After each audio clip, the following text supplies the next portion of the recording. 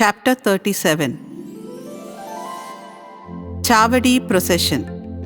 In this chapter, Hemant Pant, after making some preliminary observations on some points of Vedanta, describes the Chavadi procession. Preliminary. Blessed is Sai's life for his devotees. Blessed is his daily routine. His ways and actions are indescribable.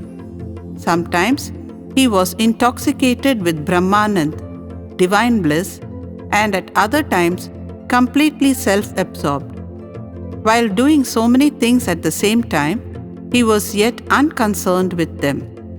Though he seemed at times quite inactive, he was not idle or dozing. He always abided in his own self. Though he looked calm and placid as the sea, he was deep and unfathomable.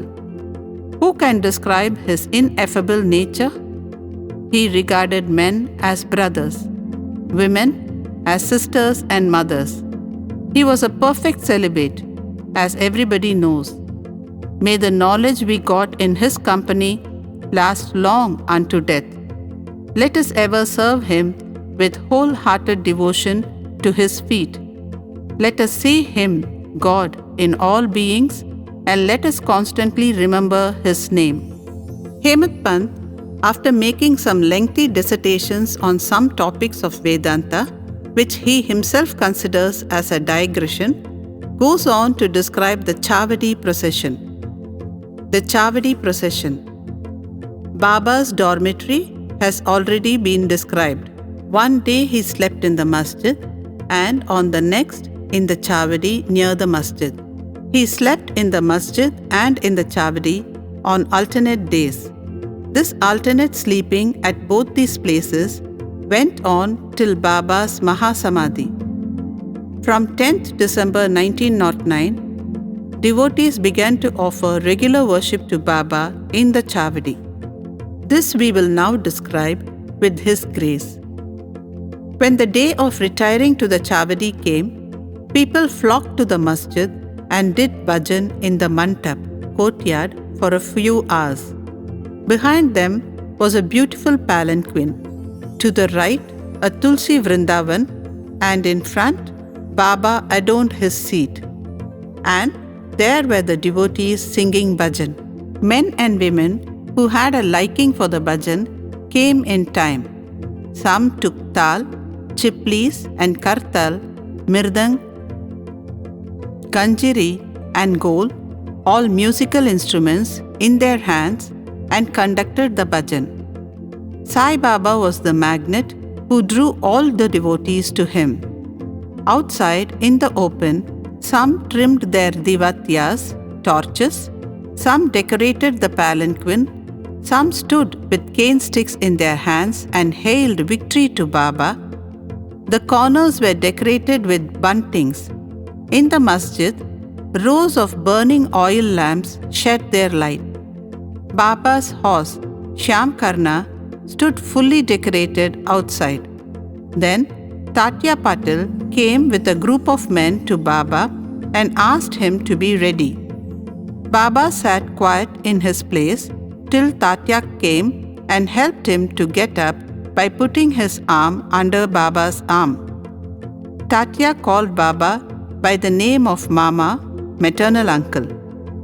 Really, their relationship was extremely intimate.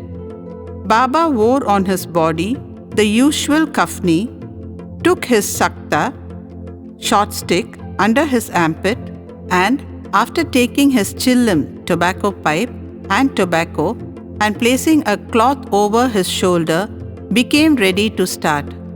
Then, Tatya placed a golden embroidered beautiful shela shawl over his body.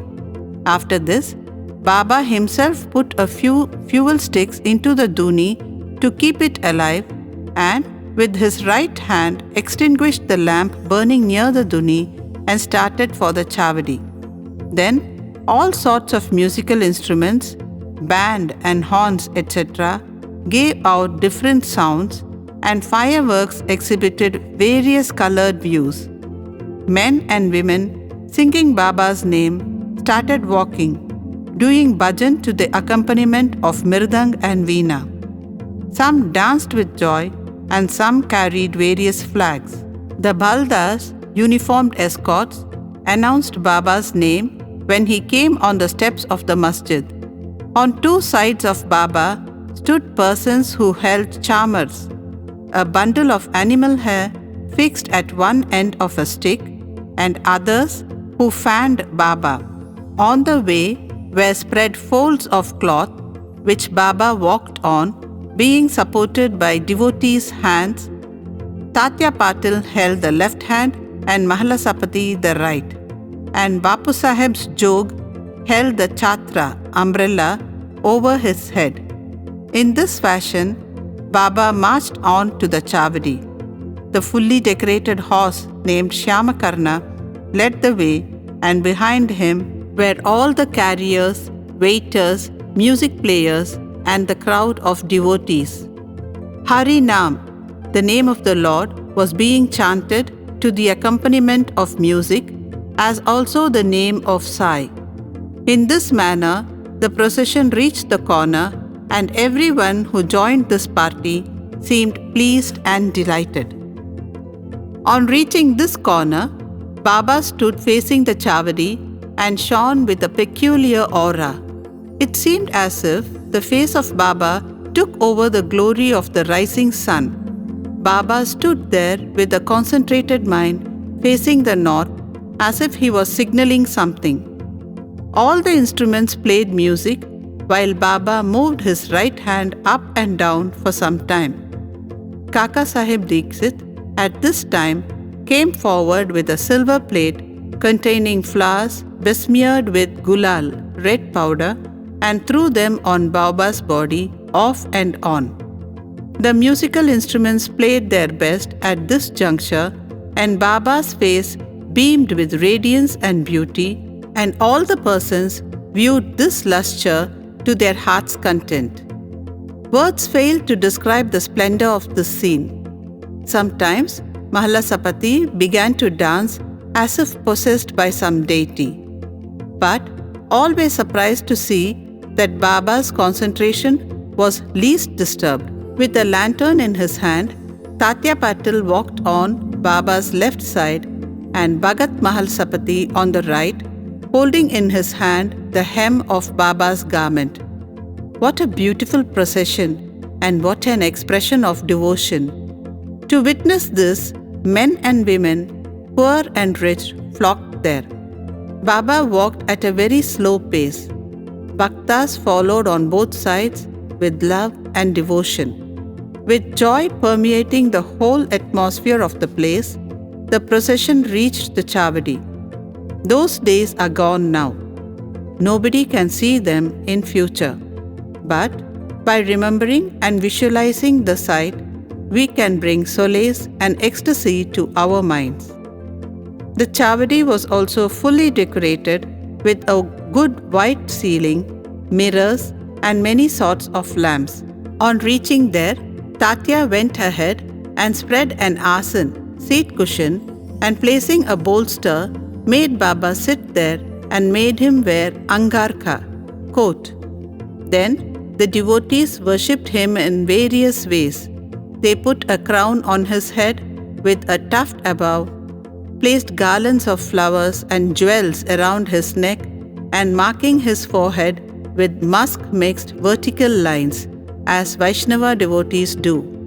They gazed at him for long to their heart's content. They changed his headdress now and then held it aloft on the head, fearing that Baba might throw it away.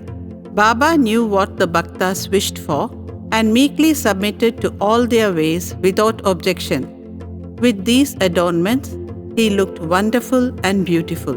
Nana Sahib Nimonkar held the chatra, state umbrella, with its beautiful pendants, which moved in a circle with its supporting stick. Bapu Sahib Jog washed his feet in a silver dish, offered arghya, and worshipped with due rituals. Then besmeared his arms with sandal paste and offered him tambul, betel leaves. Baba sat on the asan, gadi, while Tatya and others kept standing. When Baba sat on the gaddi, supporting himself against the bolster, devotees on both sides waved chamars and fans. Shyama then prepared the chillim and handed it over to Tatya Patil, who drew a flame out of it by inhaling a deep breath through his mouth and then gave it to Baba. After Baba had had a smoke, it was given to Bhagat Mahalasapati and then it was passed round to all. Blessed was the inanimate chillim. It had first to undergo many ordeals of penance, such as being kneaded by potmakers, dried in the sun, and burnt in the fire, and then it had the good fortune to get the contact of Baba's hands and his kiss. After this function was over, devotees put garlands of flowers around his neck and gave him scent and bunches of flowers. Baba, who was an incarnation of dispassion, cared a fig for all these necklaces of jewels and garlands of flowers and other decorations, but out of real love to his devotees, he allowed them to have their own way and to please themselves. Finally, Bapu Sahib Jog waved the arati over Baba, observing all formalities, and the musical instruments played their auspicious tunes. When this arati was over, the devotees returned home one by one, saluting Baba and taking his leave. When Tatya Patil, after offering chillam, attar, saint, and rose water, stood to depart, Baba said to him lovingly, "Guard me properly. Go if you like, but return sometimes at night and inquire for me." On replying in the affirmative, Tatya Patil left the chavadi and went home. Then Baba himself prepared his bed. He arranged some sheets one upon other, and thus, making his bed, went to rest. We shall now take rest and close this chapter with the request to the readers that they should remember Baba and his chavadi procession daily before they retire and go to bed. Bow to Sri Sai. Peace be to all.